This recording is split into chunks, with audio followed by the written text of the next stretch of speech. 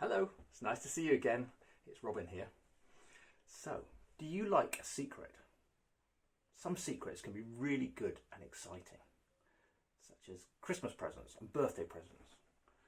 And when you know a secret yourself and somebody else doesn't, it can feel really good and exciting. But if other people know the secret and you don't, it can be really frustrating, especially if they won't let you in on a secret. Often it seems like adults have more secrets than children. My dad used to say this when he had a secret and I was trying to get it out of him. He'd say, well, I'm going to see a man about a dog. And that's all he would say. So frustrating. Now, riddles are one type of secret. They're a little bit cryptic and you have to work hard to solve them. Sometimes you can, but sometimes you need to be shown the answer. So I've got some riddles for you. I'm going to read you one, then pause the video, see if you can work it out, and I'll give you the answer. So, number one.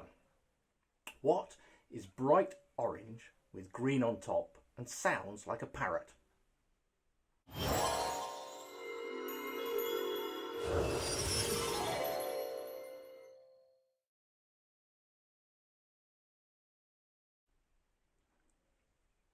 Number two.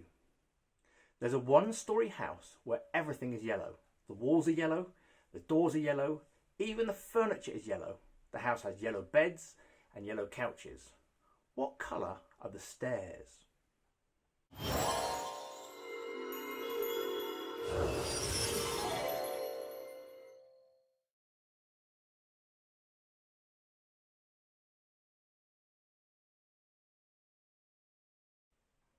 Number three. A girl fell off a 20-foot ladder. She wasn't hurt. Why?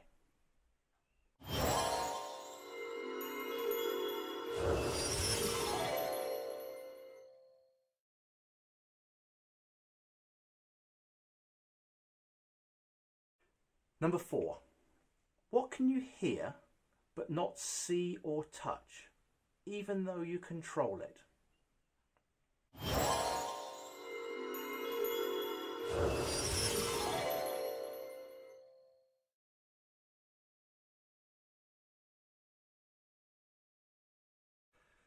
So, riddles are fun, aren't they?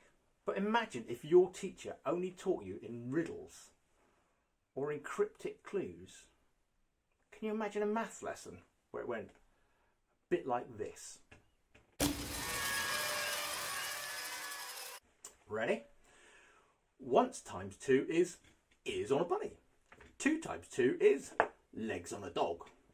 3 times 2 is eggs in a box. 4 times 2 is legs on a spider. 5 times 2, fingers on both hands. 6 times 2, hours on a clock. Let's do it again. Ears on a bunny, legs on a dog, eggs in a box, legs on a spider, fingers on both hands, hours on a clock. How frustrating would that be if that was the way you had to learn your 2 times table?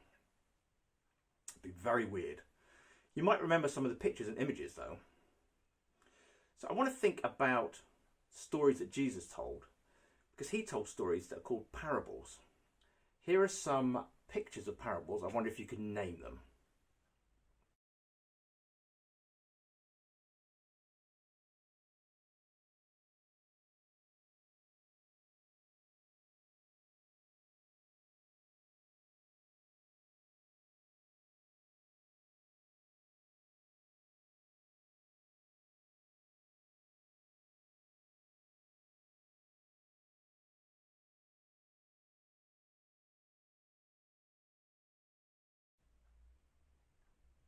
So the first one was the parable of the sower. Then we had the Good Samaritan, the Prodigal Son, and the lost sheep.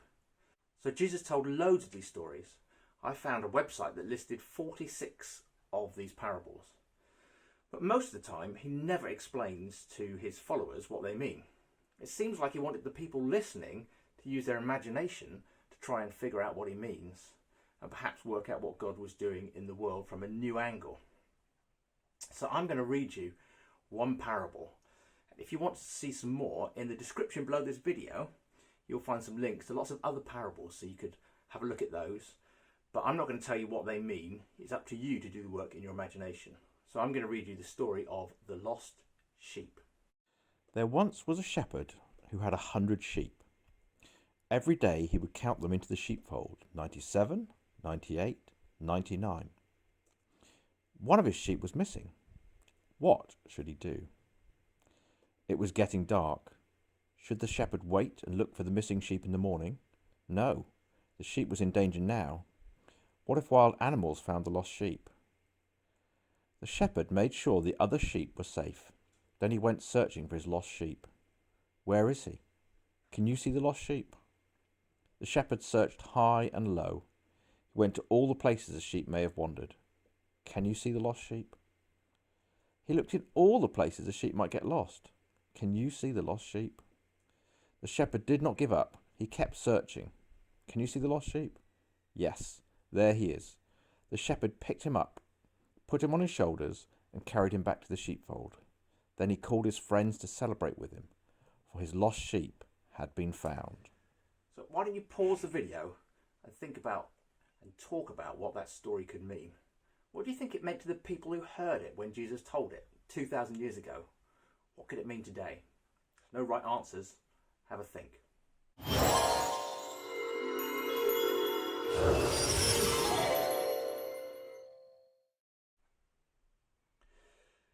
Here's a new song, one I actually wrote myself.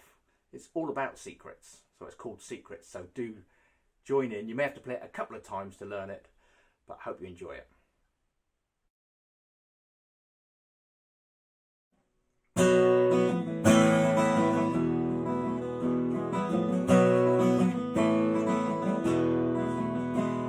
Secrets, a secret for sale. Everyone wants one, I know. Secrets, a secret for sale. Everyone wants one, I know.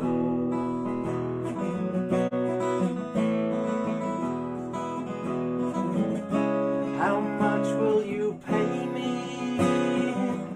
Will you make it worthwhile? But until then, maybe, oh secrets for sale.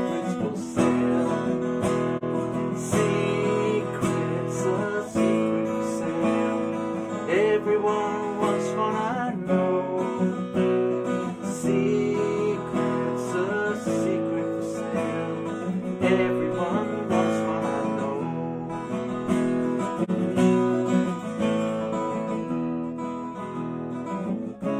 My secrets are friendly, they'll do you no harm. They're all things that I see. My secrets, oh secrets for sale. Secrets, a secret for sale. Everyone wants one, I know. Secrets, a secret for sale. Everyone wants one, I know.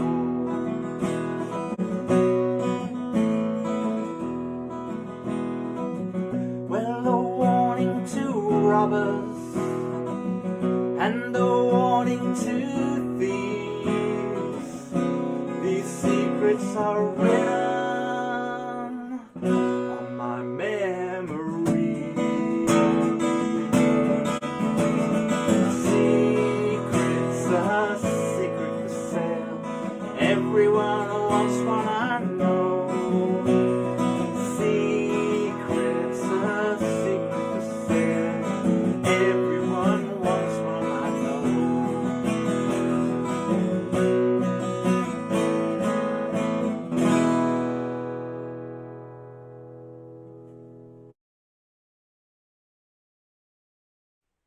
For our reflection time, you'll see that there's a picture of a crowd.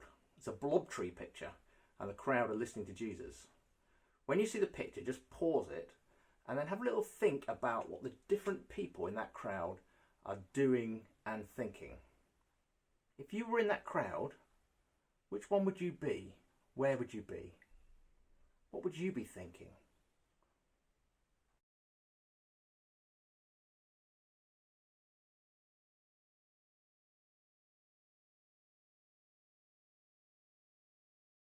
Thank you for watching. I will see you again soon. Bye.